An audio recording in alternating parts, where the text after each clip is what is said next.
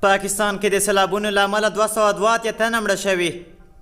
سلام ستړي مشئ د نیوز پریس درنو لیدونکو، وخت مو بخیر. په موږ ته ځلانډو مهمو خبرونو ته د پاکستان د طبیعي پیښو پر وړاندې د مبارزې ادارې ویلي چې په دغه هیواد کې د روانې میاشتې له 14 نیټې راهیسې سخت بارانونه وري چې له امله یې سیلابونه راوتلي دي.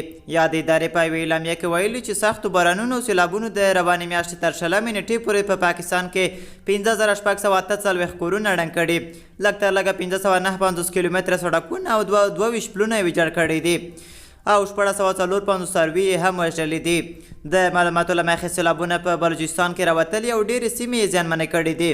دغو سیلابونو په بلوچستان کې 88 تنه مړه کړي او 460 تنه یې ټپیان کړي دي. د اسلامي امارت مشر وایي له واقعیت لرې پر چارواکو نقد کول شرعاً جواز نه لري. د اسلامي امارت مشر شیخ هیبت الله اخونزاده ویلي چې د اسلامي لارښوونو سره سم پر مسؤلینو بې ځایه تورونه ویل او له واقعیت څخه لرې نقد کول شرعاً جواز نه لري. نوړي ویلي شایعات خپرول په اسلام کې ځای نه لري او د مسلمانانو ترمنځ هم د کرکې یو لامل کیږي. اعتبار او باور له منځه وړي او همتونه کمزوري کوي. دغه راز کوم عسکر ته لاس اچول یا یې جامې څیرل او یا هم بد رد ورته ویل په دې کې سزا ورکول کیږي او د جامو په څیرلو توان ورڅخه اخیستل کیږي.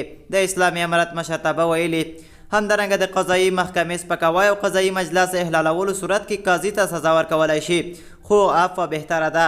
په خبرپاڼه کې راغلی یا د اسلامي لارښوونې د ټولو هیوادونو او خبري رسنیو لپاره شرعي مسؤلیت جوړیږي چې عمل ورباندې وکړي.